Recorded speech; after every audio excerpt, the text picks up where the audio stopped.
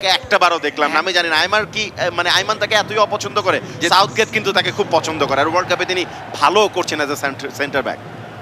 এই মুহূর্তে কিন্তু গোল শোধ করে ফেলার সুযোগ চলে এসেছিল। আবারও যে বাস পার্কের কথা বলছিলাম, সেই বাসের থেকে লোকজন নেমে এমবাপ্পেকে জড়িয়ে ধরেছে যে ভাই আপনাকে যেতে দিব না।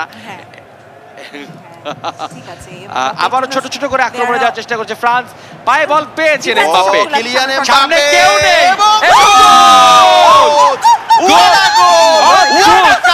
Historic comeback. এই খেলায় কেউ কারোকে থেকে বড় না, কেউ কারো থেকে ছোট না, সবাই সবাইকে শেয়ানে শেয়ানে টক্কর দিচ্ছে। একবার ইংল্যান্ডে গিয়ে যায়, একবার ফ্রান্সে গিয়ে যায়, আবার চলেছে সমতা। এমবাপ্পে চমৎকার ফিনিশিং এর মাধ্যমে দলকে সমতা নিয়ে দিচ্ছেন 3-3।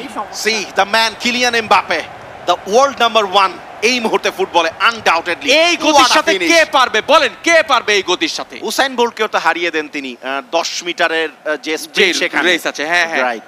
মানে তার সকল ডিফেন্ডারকে পিছনে ফেলে, মানে ডিফেন্ডারকে তিনি সুযোগই দেন নাই যে ভাই আমারে আটকানোর সুযোগ না দিয়ে বাসকে পিছনে ফেলে তিনি চলে গিয়েছেন, গোল দিয়ে দিয়েছেন।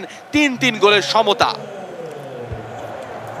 কর্নিয়া কি মনে হয় এত চমৎকার একটা কামব্যাকের পরে এই ম্যাচটা কি বের করতে পারবেন? খুব বেশি সময় নেই হাতে, মানে হাড্ডাহাড্ডি মনে হচ্ছে না, মনে হচ্ছে এখন পায়ে পায়ে সেই টক্করটা চলছে এবং খুব মানে দুইটা দলই খুব দুর্দান্ত খেলছে, এটা আমার ভালো লাগছে।